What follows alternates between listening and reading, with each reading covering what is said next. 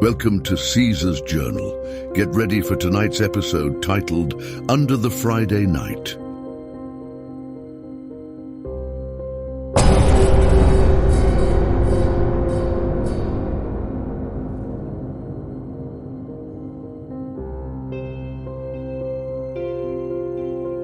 The Friday night lights blazed down on the field, illuminating the tense faces of the White Plains Eagles. Bruce, their star linebacker, stood at the center of it all. The game was on the line. It was 4th and 2 at the 50-yard line. The undersized but fierce linebacker and his team were determined to make one last stand. The roar of the crowd echoed in Bruce's ears, a constant reminder of the high stakes. Whispers of D1 scouts being in attendance tonight had circulated through the bleachers, adding to the pressure. Scouts here tonight. This is it, Bruce. Make it count. As the ball snapped, time seemed to slow. Bruce's eyes locked onto the opposition's running back. He waited, coiled like a spring, for the perfect moment to strike. The quarterback handed off the ball and Bruce exploded into action. This is my moment, my chance to silence the doubters and become a hero. He met the running back with full force, colliding with 250 pounds of pure muscle. Bruce's need for victory surged through him, adrenaline pushing him beyond his limits. You've got this, Bruce. Just as he went for the tackle, the running back spun almost supernaturally, leaving Bruce grasping at empty air. The opposition secured their coveted 1st and 10. The Eagles watched helplessly as the game slipped away. Another bitter defeat for the home team was on the cards. No, how did I miss that? As the clock marked the end of the game, everyone on the Eagles bench stared with disapproving gazes at the defense that had let them down once again. Bruce, as the captain of the defense, felt the weight of their collective disappointment on his shoulders. This was supposed to be my night. Now it's all slipping away. He could probably kiss goodbye to any slim chance of a D1 school offer. Opportunities like these didn't come often for a small high school in rural Maryland. Bruce sat alone on the bench, staring down at his feet when a figure approached him from the shadows. The crowd was thinning, the noise dying down, but the sound of footsteps on concrete drew his attention. A woman in an elegant yet understated dress stepped into the dim light, her presence both alluring and unsettling. Who is this? Why is she here? Hi, good game tonight, she said with a warm smile that didn't quite reach her eyes. Bruce looked up, taken aback by her sudden appearance. Thanks. Losing this one has been hard, but I'm proud of my team. I'm Lucia, she introduced herself, extending a perfectly manicured hand. Do you see that man sitting there? She pointed to a man at the top of the bleachers. He's a scout for Maryland. And over there? Another point, another scout. He's from Virginia Tech. I know I blew it, Bruce admitted, his voice heavy with regret. What's the point of this? Rubbing salt in the wound? Lucia's smile widened, a glint of something sharp and dangerous in her eyes. Wouldn't it be nice to have a do-over? Bruce chuckled, though it was devoid of humor. A do-over, if only. Sure, I would sell my soul to have this chance again. Lucia sat beside Bruce and whispered, I can arrange a do-over. You just need to make a deal with me. Meet me in the parking lot if you're interested. I drive the red Lambo. With those words, Lucia stood up and left, her heels clicking on the concrete. Bruce brushed off the offer as a tease for losing the game. A deal? What kind of joke is this? He got up and joined his teammates, who were now arguing among themselves. Coach Reynolds eventually joined the group, fuming. He was a retired military veteran, a big-boned fellow with a balding head. This is the 4th time in a row we've lost to Westside, Coach Reynolds screamed, his face red with anger. Last year, it was the offense that couldn't score to save their lives.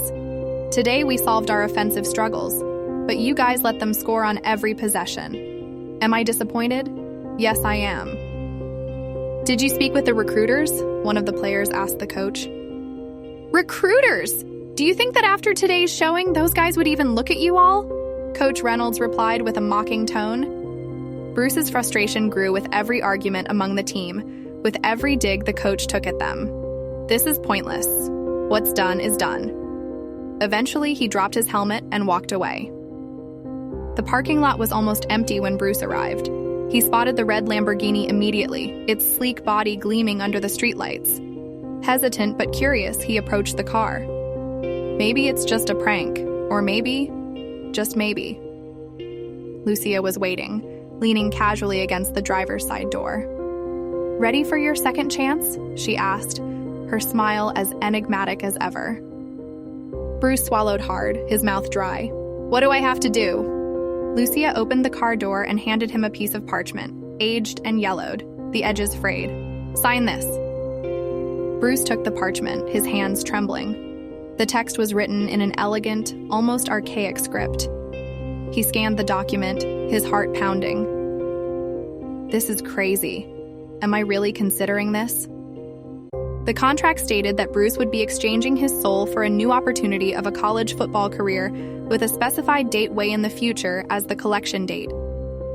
Bruce looked up at Lucia, the weight of the decision pressing down on him. "Is this real?" "Very real," Lucia replied, her eyes gleaming sinisterly. "Think of it as a trade. One last chance to change your fate." Bruce hesitated, the gravity of the situation sinking in. He thought of his team, the scouts, and his dreams of a college football career. "This is my dream. My only chance. What do I have to lose?" With a deep breath, he signed his name at the bottom of the parchment. As soon as the ink dried, the parchment vanished from his hand. A sudden wave of dizziness washed over him, and the world around him blurred.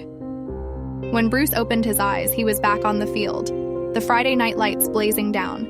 The crowd's roar was deafening, but this time he felt a strange calm. He knew what was coming. "I've been here before. I can do this." The ball snapped and time seemed to slow. Bruce's eyes locked onto the opposition's running back. He waited, coiled like a spring, for the perfect moment to strike. The quarterback handed off the ball, and Bruce exploded into action, moving with a confidence he had never felt before.